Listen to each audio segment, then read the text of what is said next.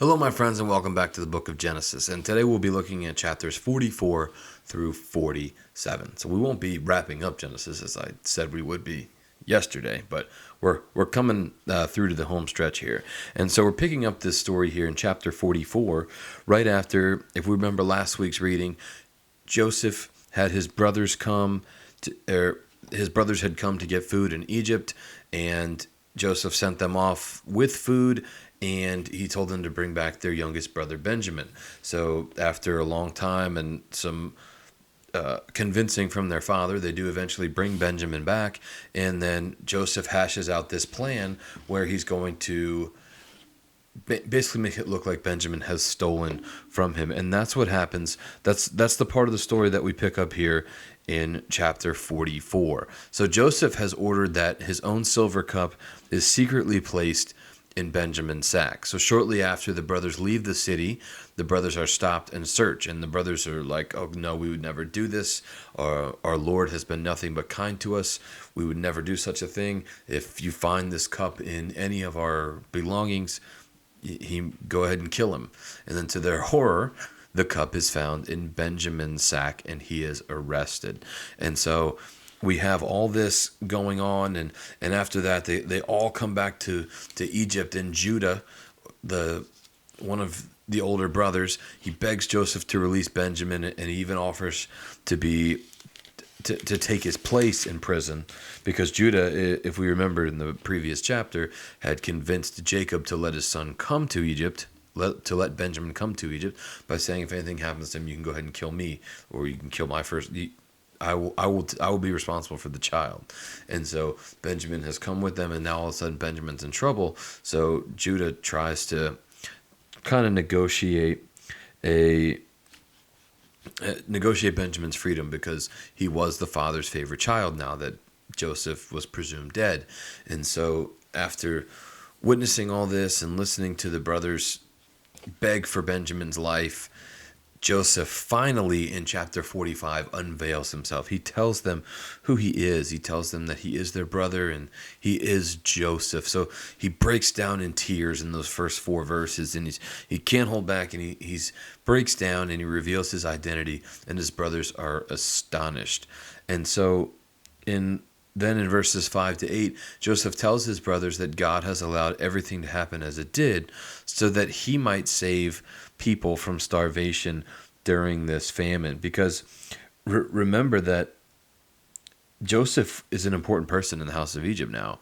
So these brothers surely are worried, like, okay, this guy could have anything done to us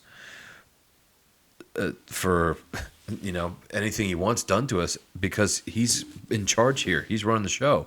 And verse 5 even says, "Now therefore," this is what Joseph said to his brothers, "be not grieved nor angry with yourselves that ye sold me hither, for God did send me before you to preserve life." And what a view that is from Joseph, to realize that, you know what, no, I didn't want to be here, but God wanted me to be here so I could do this. So then after that, Joseph tells his brothers to go home and tell their father to pack up and move to Egypt. And Pharaoh, even, he hears what's going on, and it's pleased him. So he says the same thing to the brothers. They should come back and they should live amongst them and amongst Joseph, because Joseph has become an important person, because God has blessed Joseph and everything that Joseph has done.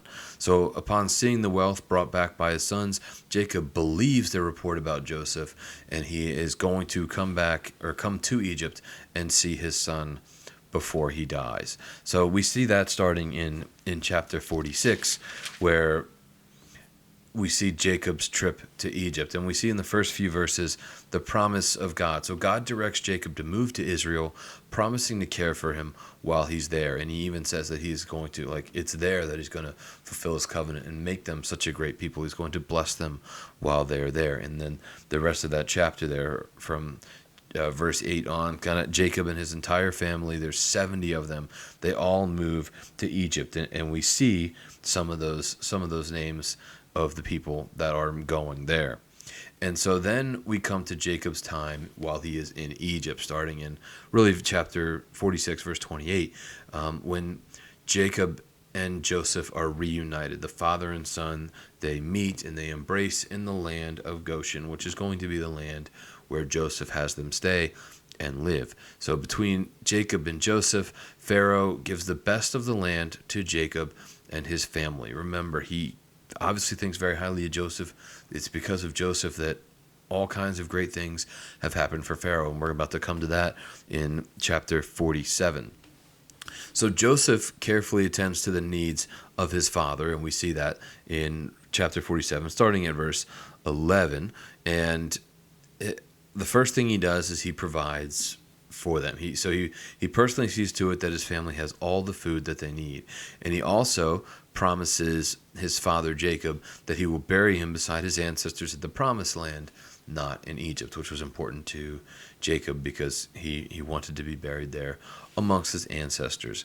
And so then from 47 verse 13 on really looks at what Joseph did with the Egyptians throughout the famine time, and it shows all that he did for Pharaoh. So this continuing famine, it just got worse and worse, and it eventually forces all of the Egyptians except for the priests to sell their land to Pharaoh for food. This was all Joseph's idea, Joseph's plan. So Joseph, he then redistributes the land and establishes a law requiring 1/5 of all crops to be given to Pharaoh. And because